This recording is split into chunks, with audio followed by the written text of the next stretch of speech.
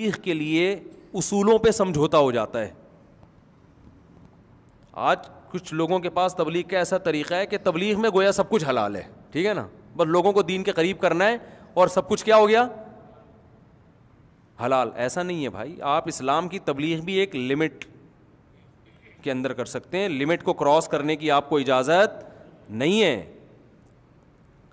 بعض لوگ کیا کرتے ہیں, کوئی سودی بینک میں جاب کرتا ہے, دل خوش کرنے کے لیے اس کے ہاتھ کی چائے پی لی. وہ بھائی وہ سود, اس کی آمدن حرام ہے, تو جیسے اس کے لیے چائے پینا اس آمدن سے حرام, آپ کے لیے بھی کیا ہے. ایک صاحب مجھے کہنے لگے, یار کسی مسلمان کا دل توڑنا یہ بہت بری چیز ہے, لہذا کسی بینکر کی چائے میں اس کے ہاتھ کی پی لوں, نہیں پیوں گا تو دل ٹوٹے گا. میں نے کہا اب یہ بینکر کے بجائے اگر کوئی شرابی ہو اور اس کا دل ٹوٹ رہا ہے, بے ہوش ہو رہا ہے, مر جاؤں گا اگر تو نے نہیں پی, باپ پی رہا ہے اور بیٹے سے کہہ رہا ہے بیٹا پی لے, میرا دل رکھنے کے لیے پی لے, میں مر جاؤں گا, نہیں پیا تو میں مر جاؤں گا, کیا حلال ہو جائے گا ایک قطرہ بھی؟ بھائی مرو گے اپنی ذمہ داری پر, گورنمنٹ کی طرف سے مرنے پر کوئی پابندی نہیں ہے, کوئی بھی کسی بھی ٹائم پہ مر سکتا ہے.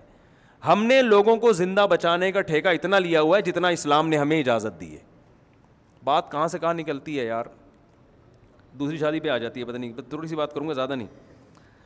ایک صاحب کسی بیوہ سے شادی کر رہے تھے, اس بیوہ کا کوئی بیچاری کا پوچھنے والا نہیں تھا. ایسی بیوائیں بہت ہیں مارکیٹ میں, وہ دوسری شادی کر کے اس کا گھر بسا رہے, اور اس بیوہ کا بیان یہ تھا کہ اگر یہ مجھ سے شادی نہ کرتا میں لازمی زنا میں مبتلا ہو جاتی. دفتر میں ہر آدمی ٹیڑھی نظروں سے دیکھ رہا ہے اس کو کہ یار اس کا شوہر تو مر گیا, جوان لڑکی بیوہ ہو گئی تھی. تو میرے پاس آئے, میں تو الٹے مشورے لوگوں کو الحمدللہ دیتا رہتا ہوں. میں نے کہا یار آپ کو اگر پسند ہے تو آپ شادی کر لو.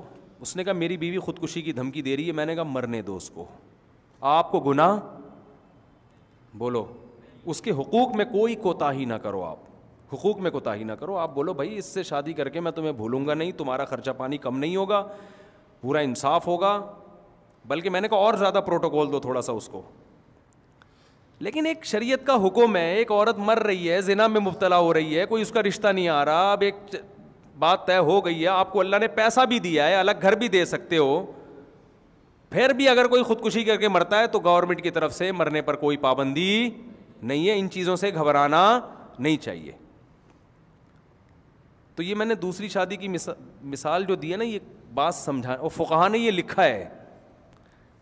اصل میں اصول سمجھانا چاہ رہا ہوں, دوسری شادی تو بہت دفعہ سمجھا چکا ہوں میں. اصل میں اصول کہ آپ اگر صحیح کرنے جا رہے ہیں اور وہ صحیح کرنا بہت ضروری بھی ہے, یا تو ہے نا بہت ضروری نہ ہو, پھر ٹھیک ہے لوگوں کی رعایت کرو. ہر فرض کا, ہر اچھا کام کرنے کا نہیں ہوتا, بعض دفعہ اچھے کام میں نقصان زیادہ ہوتا ہے. تو ایسے موقع پہ مشورہ یہ دیا جاتا ہے کہ یار کوئی فرض واجب تو ہے نہیں, تھوڑا بہت ثواب ہے نا, تو ثواب میں نقصان بھی ہو رہا ہے تو چھوڑو اتنا کام کرو جتنا برداشت کر سکتے ہو. لیکن ایک چیز ایسی ہے جس کے معاشرے میں بڑا نقصان ہو رہا ہے, پھر اس میں لوگوں کی پرواہ نہیں کی جائے گی. جو مرتا ہے وہ اپنی ذمہ داری پہ مر رہا ہے, گورنمنٹ کی طرف سے مرنے پر کوئی پابندی نہیں ہے. یہ آج کل اس معاملے میں بھی بہت ہوتا ہے. لڑکیاں کہتی ہیں وہ فلاں ہم پہ عاشق ہو گیا ہے, اب وہ کہہ رہے ہیں اگر آپ نے مجھ سے شادی نہیں کی تو میں اپنے آپ کو گولی مار لوں گا. یہ بوائے فرینڈ گرل فرینڈ میں ایسا سیٹ اپ چل رہا ہے. وہ دفتر میں عاشق ہو گیا اور میرے ابا شادی پہ مان نہیں رہے ہیں اور وہ تو مر جائے گا. تو میں کہتا ہوں آپ کے ابا کا نام ماننا اس کی علامت ہے کہ وہ آپ کے لیے مناسب نہیں ہے, کیونکہ ابا کا تجربہ زیادہ ہوتا ہے. باپ اپنی بیٹی کے لیے جتنا اچھا سوچتا ہے کوئی نہیں. لڑکیاں تو بیچاری چند لفاظی میں آ جاتی ہیں نا, وہ مر جائے گا تو کیا ہوگا. میں نے کہا کچھ بھی نہیں ہوگا, بہت سارے لوگ دنیا میں مر رہے ہیں. آپ جا کے عیدی سینٹر دیکھو, مردہ خانے بھرے ہوئے, ایک مردے کا اس میں کیا ہو جائے گا, اضافہ ہو جائے گا. تو کوئی ٹینشن نہ لو ان چیزوں کی. آپ جو اصول ہے نا اس پہ سمجھوتا نہ کرو. اس کو عشق ہوا ہوا ہے, آپ کو تھوڑی ہوا ہوا ہے عشق, اور اگر ہوا ہوا بھی ہے تو غلط ہوا ہوا ہے نا, ہر جگہ تھوڑی عشق ہو جاتا ہے. تو لوگ آج کل اس طرح بہت کرتے ہیں کہ اس کو یوں ہو گیا تو اس کے ذمہ دار تم ہوگے, اس کو یوں ہو گیا تو اس کے ذمہ دار تم ہوگے. بھائی ہم ذمہ دار جب ہوں گے جب ہم غلط کر رہے ہوں. ہم اگر جائز حق کا مطالبہ کر رہے ہیں, پھر کسی کو کچھ بھی کسی بھی ٹائم پہ ہو جائے, ہم ذمہ دار نہیں ہوں گے. وراثت کے جھگڑوں میں بھی ایسا ہوتا ہے. ایک جگہ جیسے کیس ہوتے ہیں, بڑا بھائی وراثت کھا جاتا ہے نا, بہت زیادہ کھا گیا, تو چھوٹا بھائی کہتا ہے اگر میں نے بڑے بھائی سے وراثت مانگی تو رشتہ داری ٹوٹے گی, دل دکھے گا, وہ ڈپریشن کا مریض ہے, وہ اسٹریس کا ہے. تو میں کہتا ہوں بھائی اس کو اگر ڈپریشن ہو رہی ہے یہ اس کا ہیڈ ایک ہے, کیونکہ کیوں ڈپریشن ہو رہی ہے, کسی کا حق ہے تو دو نا اس کو. تو میں نے کہا آپ مطالبہ کریں, اگر وہ ٹینشن سے مر بھی گیا تو نہ رشتہ داری توڑنے کا گناہ ہوگا, نہ اس کو قتل کرنے کا گناہ ہوگا بلکہ اس کو مرنے کا گناہ ہوگا. قیامت میں اللہ کہے گا کہ ٹرک کے نیچے آ کے مرتا بات سمجھ میں آتی ہے, کورونا سے مرتا سمجھ میں آتا ہے, تو نے کسی سے پیسے دینے تھے, اس نے تجھ سے مانگے اور تو مر گیا, تجھے شرم نہیں آئی اس بات پہ مرتے تھے اس کو مرنے کا گناہ ہوگا. تو آپ دوسری کرتے ہیں, بیوی خودکشی سے مرتی ہے تو اس کو ایک تو خودکشی کا گناہ, تو دوسرا کوئی خودکشی کسی بات پہ کرو نا. تو یہ خودکشیوں کے تانے اور بلیک میلنگ ان چیزوں سے متاثر مت ہوا کرو. جو اصول ہے اصول. اور دیکھو اس سے بڑی حکمت کیا ہو سکتی ہے کہ نبی صلی اللہ علیہ وسلم غریبوں کو اپنی محفل سے نکال دیتے تو عرب کے سارے سردار آ کے بیٹھ جاتے اور اسلام اتنی جلدی ترقی کرتا, کیونکہ مسئلہ سارا سرداروں کا تھا نا. جب وہی اپنے ہاتھ میں آ گئے پھر تو اسلام نے دن دگنی رات, لاکھوں لوگ جہنم سے بچتے. تو آپ کے پاس کتنے آزار تھے. نبی صلی اللہ علیہ وسلم کہہ سکتے تھے میں بلال حبشی جیسے غریبوں کو, ابو ہریرہ جیسے اور عبداللہ بن مسعود جیسے غریبوں کو نکال رہا ہوں, 4-6 آدمی چلے جائیں گے کوئی بات نہیں, اتنے بڑے بڑے لوگ آئیں گے پھر لاکھوں لوگ جہنم کی آگ سے بچیں گے, میں دنیا کا نہیں میں تو آخرت کا فائدہ دیکھ رہا ہوں. تو کتنی بڑی دلیل تھی. اللہ نے فرمایا نہیں نہیں نہیں نہیں نہیں, اس سے کیا امیج جائے گا اسلام کا دنیا میں کہ غریبوں کا اسلام کچھ اور ہے اور امیروں کا اسلام کچھ اور ہے, اور اللہ ایک نظر سے سب کو نہیں دیکھتا. اللہ کے اعمال کی ویلیو نہیں ہے. اللہ ہر آدمی تو پیسہ دیکھ رہا ہے, تو اللہ بھی پیسہ دیکھ رہا ہے, تو اللہ میں اور عام آدمی میں فرق کیا ہو گیا. ہمیں تو اجازت ہے ہم پیسہ بھی دیکھ سکتے ہیں بھائی, معاملات کرتے ہوئے, دوستی لگاتے ہوئے, رشتے ناتے کرتے ہوئے, وہ تو کیونکہ ہمارے دنیاوی مفاد ہے نا, ہم نے تو رہنا ہے دنیا میں. اللہ تھوڑی دیکھے گا, اللہ کو کیا کہ آپ کی جیب میں پیسہ ہے یا نہیں ہے. تبھی نبی صلی اللہ علیہ وسلم نے فرمایا ان اللہ لا ينظر الى صورکم ولا الى اموالکم ولکن ينظر الى قلوبکم. اللہ تمہاری جیب میں کتنے پیسے ہیں یہ بھی نہیں دیکھتا, تمہاری شکل کیسی ہے یہ بھی نہیں دیکھتا, اللہ تمہارے دل کو اور تمہارے جسم سے نکلنے والے اعمال کو دیکھتا ہے. یہ تو ہماری مجبوری ہے کہ اس کے پاس پیسہ ہے یا نہیں ہے, یہ ٹھیک ہے کسی حد تک یہ درست ہے کیونکہ ہم نے دنیا میں رہنا ہے, لیکن اللہ کے ہاں ان چیزوں کی ویلیو نہیں ہے. تو اس لیے, اور اس سے بھی زیادہ اہم بات یہ کہ رسول اللہ صلی اللہ علیہ وسلم محفل میں بیٹھے ہوئے واعظ و نصیحت کی, عرب کے سردار بیٹھے ہوئے تھے اس میں, مشرکین مکہ.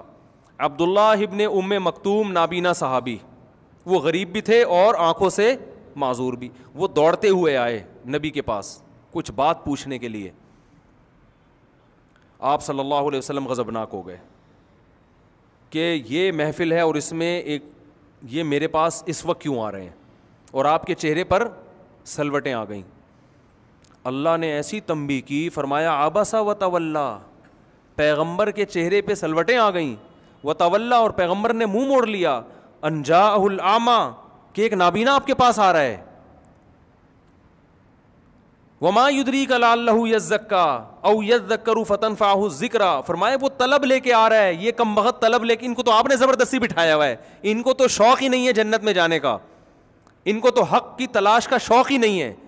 تو جو بے طلب ہے, جس کو شوق نہیں ہے, انت لہ تصدی, آپ اس کی ہدایت کے پیچھے پڑے ہوئے ہیں. اور جو نابینا طلب لے کے آ رہا ہے, سیکھنا چاہتا ہے, آپ اس کو اگنور کر رہے ہیں, نظر انداز کر رہے ہیں.